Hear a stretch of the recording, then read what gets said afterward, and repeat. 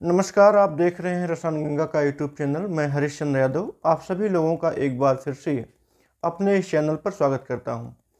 तो आज की टॉपिक में हम लोग देखेंगे ऊष्मागतिकी से संबंधित कुछ छोटी मोटी टॉपिकें। इसके पहले आप लोगों ने देखा था कि सिस्टम क्या है, सिस्टम के प्रकार क्या होते हैं, थर्मोडायनेमिक्स का पहला रूल भी देखा था। और आज इसी के क्रम में हम आगे बढ़ेंगे एंथैल्पी को लेकर के। क्या होता है एंथैल्पी, जिसको आप पूर्ण ऊष्मा भी बोलते हैं? क्या होता है हीट कैपेसिटी? क्या होता है स्पेसिफिक हीट कैपेसिटी? आज इसके बारे में चर्चा करेंगे और आप लगातार बने रहेंगे इस वीडियो में शुरू से लेकर के अंत तक। आपको अच्छी सारी जानकारी मिलती रहेगी। और यदि आप मेरे चैनल पर नए हैं तो ज़रूर चैनल को सब्सक्राइब, शेयर और लाइक अवश्य करें। तो चलिए शुरू करते हैं। पहले एक टॉपिक लेते हैं, छोटी सी टॉपिक, जिसका नाम है हीट कैपेसिटी। आपको पता है कि हीट कैपेसिटी बहुत इंपॉर्टेंट है। ये जैसे कोई भी निकाय हो, इसको आप सिस्टम कहते हैं, ये हीट कैपेसिटी के बारे में बताएं। हीट कैपेसिटी, जैसे कोई भी सिस्टम हो, अब वो सिस्टम किसी फॉर्म में हो सकता है, लिक्विड हो, सॉलिड हो या गैस फॉर्म में कोई फॉर्म हो सकता है। तो उसके टेम्परेचर को आपको बढ़ाना है। जैसे सपोज कीजिए यह कोई सिस्टम दिया गया है, इस सिस्टम के टेम्परेचर को आपको 1 डिग्री सेल्सियस या कह सकते हैं 1 केल्विन आपको बढ़ाना हो तो कुछ ऊष्मा की आवश्यकता होगी। याद रखेंगे, इसी में परिभाषा छिपा हुआ है कि किसी भी सिस्टम का 1 डिग्री सेल्सियस या 1 केल्विन टेम्परेचर बढ़ाने के लिए आवश्यक जो ऊष्मा की मात्रा होती है वही उसकी हीट कैपेसिटी होती है। यानी कि कह सकते हैं कि ये जो आपका सिस्टम दिया गया है, सिस्टम बस इसी का टेम्परेचर चाहे जितना हो, लेकिन उसको आप 1 डिग्री बढ़ाना चाहते हो। जैसे मान लीजिए ये 20 डिग्री सेल्सियस पहले से यह सिस्टम एनालाइज्ड हो, उसको आप 21 करना चाहते हैं, 21 डिग्री सेल्सियस, या ये 20 केल्विन रहा हो, आप उसको 21 केल्विन करना चाह रहे हो, तो निश्चित है इसको ऊष्मा देना ही पड़ेगा। वही जो आप ऊष्मा देते हैं उसी को बोलते हैं हीट कैपेसिटी।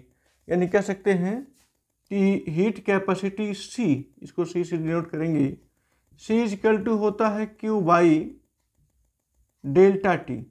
यहाँ पर डेल्टा टी का मतलब कुछ स्टार्टिंग का टेम्परेचर होगा और बाद के टेम्परेचर को 1 डिग्री जब बढ़ाएंगे तो दोनों के बीच का जो अंतर आएगा, इसलिए हम डेल्टा टी का प्रयोग करेंगे। तो C इक्वल टू जो होगा वो Q बाई डेल्टा टी हो। Q का मतलब हो गया कि आवश्यक ऊष्मा की मात्रा, और T1 से T2 करने के लिए T1 मान लीजिए, जैसे सपोज करिए वो 20 डिग्री था, 20 के बाद उसको आप 21 करना चाहते हैं, अंतर 1 डिग्री का या 1 केल्विन का करना चाहते हैं, तो आवश्यक जो ऊष्मा की मात्रा होती है वही होती है हीट कैपेसिटी। अगर इसके हम यूनिट्स की बात करें तो आपको पता है कि जो Q है, Q का मतलब हीट, हीट का जो मात्रक होता हो आप जूल कह सकते हैं या कैलोरी कह सकते हैं, कैलोरी ही कह लीजिए। इधर लिखें, थोड़ा साफ दिखाई दे आपको। ये C इक्वल टू, यहाँ पर आप कैलोरी कर सकते हैं और डिग्री सेल्सियस करिए या केल्विन करिए। चलिए हम डिग्री सेल्सियस ही कर लेते हैं, या केल्विन कर सकते हैं, या लिख सकते हैं इसको कैलोरी पर केल्विन, या कह सकते हैं कैलोरी केल्विन इनवर्स। बस यही होता है कि हीट कैपेसिटी का मात्रक कैलोरी पर केल्विन। बहुत छोटा सा है ये, लेकिन जानना जरूरी है क्योंकि न्यूमेरिकल में ये सारी चीज़ें पूछ ली जाती हैं कि हीट कैपेसिटी से संबंधित भी प्रश्न आते हैं।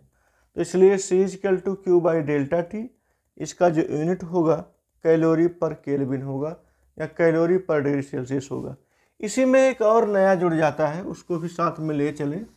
नया का मतलब हो गया कि हीट कैपेसिटी के साथ जब स्पेसिफिक जुड़ जाए, मतलब स्पेसिफिक हीट कैपेसिटी किसे कहते हैं? स्पेसिफिक जब शब्द आ जाए तो आप समझ लीजिए सिस्टम के किसी ग्राम की बात करता है, सिस्टम के 1 ग्राम की बात करता है। सिस्टम के 1 ग्राम के टेम्परेचर को 1 डिग्री सेल्सियस या 1 केल्विन बढ़ाने के लिए आवश्यक ऊष्मा की मात्रा, यानी कि CS कहें, C फॉर कैपेसिटी होगा, heat capacity, S for specific heat capacity, ये इक्वल टू हो जाएगा Q by small m into delta T। ये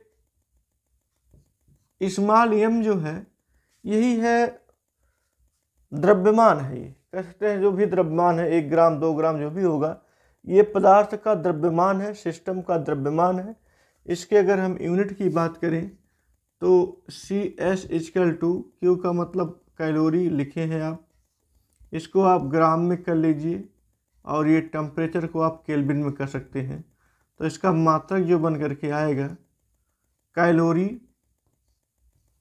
पर ग्राम पर केल्विन, ये इसका जा करके मात्रक बन करके आएगा। बस इतना ही था, एक छोटी सी टॉपिक थी, हीट कैपेसिटी और स्पेसिफिक हीट कैपेसिटी।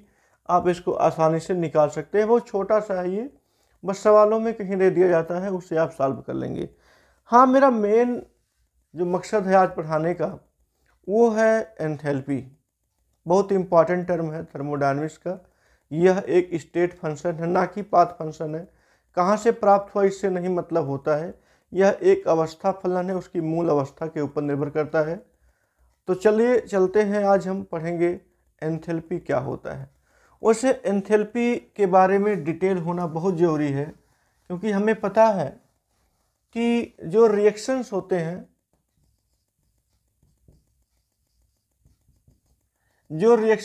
हैं, वो प्रायः स्थिर ताप व स्थिर दाब पर होते हैं। ध्यान दीजिएगा, स्थिर दाब कहने का मतलब ये हो गया हमारा, ये वायुमंडलीय दाब पर होते हैं। इस बात को ध्यान में रखिएगा। अब क्रियाएं प्रायः स्थिर ताप और स्थिर दाब की परिस्थिति में अच्छे से संपन्न होती हैं, और जब स्थिर दाब की बात करें तो आप वायुमंडलीय समझिएगा, एक वायुमंडलीय दाब पर अब क्रियाएं अच्छे से संपन्न होती हैं। यहाँ पर ऊष्मा का मान जो भी आएगा वो बिल्कुल इक्वल आएगा, उसमें कोई भी डिफरेंसिटी नहीं आएगी। ऊष्मा का मतलब ये हो गया कि अपक्रिया होने के फलस्वरूप उत्सर्जित ऊष्मा या अपक्रिया के कंप्लीट होने के दौरान लगी हुई ऊष्मा, उसमें कोई अंतर नहीं आएगा। बस इतना होगा कि एक साइड में प्लस होगा तो दूसरी साइड में माइनस होगा। जैसे एग्जाम्पल की बात करें, जैसे C+O2 की बात करें तो CO2 बनेगा। अगर यहाँ 94 किलो कैलोरी ऊष्मा लग रहा है तो इसके बनने में लग रहा है, और बनने के बाद जैसे CO2 बना तो इतना निकल गया, अगर यही टूटता तो इतना लगता। तो अंतर केवल प्लस माइनस का होता है, हमारे कहने का मतलब, और कुछ नहीं अंतर होता है। लेकिन एंथैल्पी होता क्या है पहले शुरू से जान लीजिए।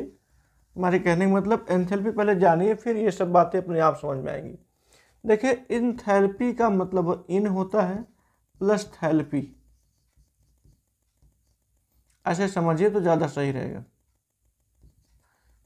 देखिए, इन का मतलब होता अंदर और थैल्पी का मतलब होता धारण करना। ऊष्मा से संबंधित मतलब धारण करना मतलब संबद्ध रहना, ऊष्मा को लेकर के कलेक्ट रहना ही होता एंथैल्पी। और ये किसी अपक्रिया के लिए यह लागू हो सकता है, कोई भी अपक्रिया हो उस पर ये एंथैल्पी लागू होता है। स्थिर ताप और स्थिर दाब की परिस्थिति में अपक्रियाएं संपन्न होती हैं, उसमें एंथैल्पी का मान इक्वल आता है, कोई अंतर नहीं आता। लेकिन यहाँ पर एक नई बात है, उसे आप जानेंगे। स्थिर ताप तो ठीक है, लेकिन जब स्थिर आयतन भी कर लेते हैं, यहाँ पर आयतन को स्थिर कर लेते हैं, तो ऐसी दशाओं में जो ऊष्मा का मान आता है वो अलग अलग आने लगता है। अब हमें इसी बात को समझना है कि जब हम आयतन को स्थिर रख देते हैं ताप के साथ साथ, तब जाकर के समस्या बनती है। अब चलिए देखते हैं, एक मैथमेटिकल प्रोसेस के अंतर्गत अगर देखा जाए एंथैल्पी क्या होता है। वास्तव में जो एंथैल्पी होता है वह ऊष्मागतिकी के प्रथम नियम के अनुसार भी हम इसे देख सकते हैं। आपको हमने पहले बताया है ऊष्मागतिकी का प्रथम नियम, ऊर्जा को ना तो नष्ट कर सकते हैं और ना ही उत्पन्न कर सकते हैं, जो ऊर्जा संरक्षण के नियम पर आधारित था ऊष्मागतिकी का प्रथम नियम। ऐसे ही यहाँ पर जो आप देखेंगे एंथैल्पी, एंथैल्पी का मान या एंथैल्पी का सूत्र H इक्वल टू जो होता है U प्लस PV कह सकते हैं। ये क्या होता है? H जो है ये एंथैल्पी होता है। H बराबर U का मतलब हो गया कि आंतरिक ऊर्जा, P का मतलब प्रेशर हो गया, V का मतलब उसका आयतन हो गया। लिख सकते हैं आप H जो है वास्तव में एंथैल्पी होता है। इसका मान आंतरिक ऊर्जा और दाब तथा आयतन के गुणनफल के योग के बराबर होता है। यहाँ देख रहे हैं दाब भी है और आयतन, दोनों का गुणनफल जब हम आंतरिक ऊर्जा में जोड़ देते हैं तब जा करके एंथैल्पी प्राप्त होती है। अच्छा, ये एक स्टेट फंक्शन है।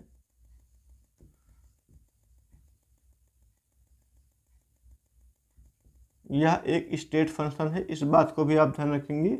यह पाथ फंक्शन नहीं है, कहीं कहीं यह दिक्कत हो जाती है।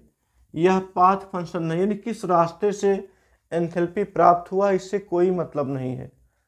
इसका मौके पर स्टेट क्या था, किस दशा में था, वही एंथैल्पी को रिप्रेजेंट कर पाएगा। पाथ से कोई मतलब, रास्ते से कोई मतलब नहीं है। यहाँ इस फार्मूले को आप ध्यान रखेंगे, H equal to U plus P delta V। हाँ, ये मान लीजिए जैसे एंथैल्पी परिवर्तन होता है, यह मान लीजिए एक स्टेट से दूसरे स्टेट में चेंज होता है। मान लीजिए कोई अपक्रिया है, कोई निकाय है, निकाय होगा तभी अपक्रिया संपन्न होगी। कोई निकाय एक अवस्था से दूसरी अवस्था में जाता है। जैसे सपोज कीजिए वो सॉलिड स्टेट में था, सॉलिड से वो लिक्विड में जा रहा है, यानी अपने स्टेट को चेंज कर रहा है। जब अपने स्टेट को चेंज करता है तो उसका एंथैल्पी भी चेंज होता है। जैसे यदि हम यहाँ करें, यहाँ स्टेट फर्स्ट करें, ध्यान दीजिएगा, स्टेट फर्स्ट, और यहाँ पर कर लें स्टेट सेकेंड। अच्छा, जब स्टेट फर्स्ट होगा तो उसका एंथैल्पी भी H1 होगा, और जब स्टेट सेकेंड होगा तो उसका एंथैल्पी जो होगा वो H2 होगा। और जब आप इन दोनों का रेशियो निकालेंगे, इन दोनों का अंतर निकालेंगे, तो डेल्टा H बराबर H2 माइनस H1 होगा। ये भी कंफर्म हो जाएगा। H2 माइनस H1 जो होता है उसका अंतर आएगा। लेकिन अब और डिटेल अगर करना चाहें तो आप मेन फार्मूले को ध्यान में रखेंगे। जैसे H1 बराबर आप लिखेंगे, H1 बराबर U1 प्लस PV1। अच्छा, यहाँ पर हमने P के साथ किसी 1 या 2 का प्रयोग नहीं करेंगे क्योंकि ये स्थिर है। शुरू में हमने बताया ये जो भी परिस्थिति है वो स्थिर दाब की परिस्थिति बनेगी। यहाँ पहले समीकरण में H1 equal to U1 plus PV1 होगा। दूसरे की बात करें तो H2 equal to U2 plus PV2 होगा। यहाँ पर समीकरण नंबर 2 हो जाएगा। अब यहाँ पर डेल्टा H आपको लाना है तो आप करेंगे क्या, इन दोनों का अंतर करेंगे।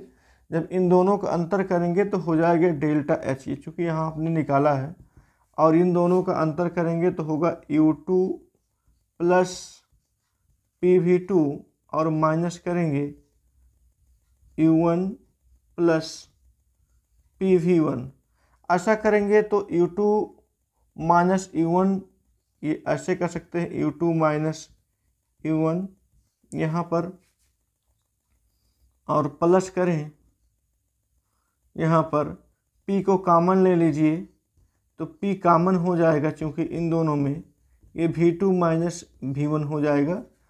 और डेल्टा H यहाँ लिखेंगे, delta H equal to U2 minus U1 को आप कह सकते हैं डेल्टा U प्लस P और ये डेल्टा V।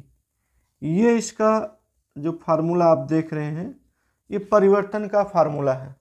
एंथैल्पी परिवर्तन का मान इस प्रकार से आप लिख सकते हैं। ये इम्पॉर्टेंट फार्मूला है। ये जब भी आपको कहा जाए एंथैल्पी परिवर्तन का फार्मूला, एंथैल्पी परिवर्तन delta H equal to delta U plus P delta भी। देखिए इसी सूत्र के सहारे और ऊष्मागतिकी के प्रथम नियम के सूत्र के सहारे आप कई सूत्रों का निर्माण कर सकते हैं। अब इतने सूत्र हैं वो सब न्यूमेरिकल में काम देंगे। जैसे अभी क्या है, ये प्रेशर में, ये स्थिर प्रेशर पर काम हुआ है। ये अभी आप आगे चलेंगे, हो सकता है स्थिर आयतन को लेकर के भी काम करें।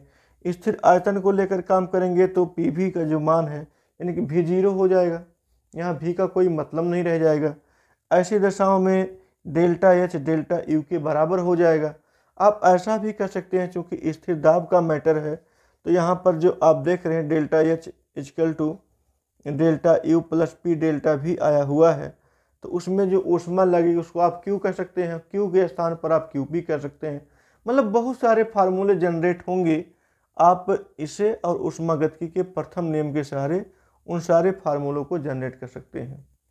बस आप इतना जानिए कि ये फार्मूला बहुत इंपॉर्टेंट है, बहुत ज़्यादा बड़ा नहीं है, बहुत आसान सा है, छोटा सा फार्मूला है, delta H equal to delta U plus P delta भी, जिसके सहारे आप एंथैल्पी किसी भी कह सकते हैं सिस्टम की एंथैल्पी ज्ञात कर सकते हैं। बस आज की क्लास इतना ही, आप एंथैल्पी अच्छे समझे होंगे। और रही बात आगे क्लास की, एंथैल्पी के बाद हम लोग देखेंगे थर्मोकेमिस्ट्री। थर्मोकेमिस्ट्री में एंथैल्पी का अच्छा रोल है, इसको पूर्ण ऊष्मा भी कहते हैं। एंथैल्पी का अच्छा रोल है थर्मोकेमिस्ट्री में, वहाँ पर न्यूमेरिकल को सॉल्व किया जाएगा। आज बहुत छोटा सा क्लास रहा, ये केवल आपको मतलब एक रास्ता दिखाया गया कि हाँ ये वास्तव में है क्या, एंथैल्पी है क्या, हीट कैपेसिटी क्या था, स्पेसिफिक हीट कैपेसिटी क्या था, इसे आप जान लिए हैं। ये थर्मोकेमिस्ट्री में इसका अच्छा रोल है, काफ़ी मदद मिलेगी सवालों को हल करने में। बस आज की क्लास को यहीं पर क्लोज करेंगे, मिलेंगे आपको नेक्स्ट क्लास में नेक्स्ट वीडियो के साथ। तब तक आप स्वस्थ, बेस्ट और खूब मस्ती के साथ पढ़ाई करते रहिए।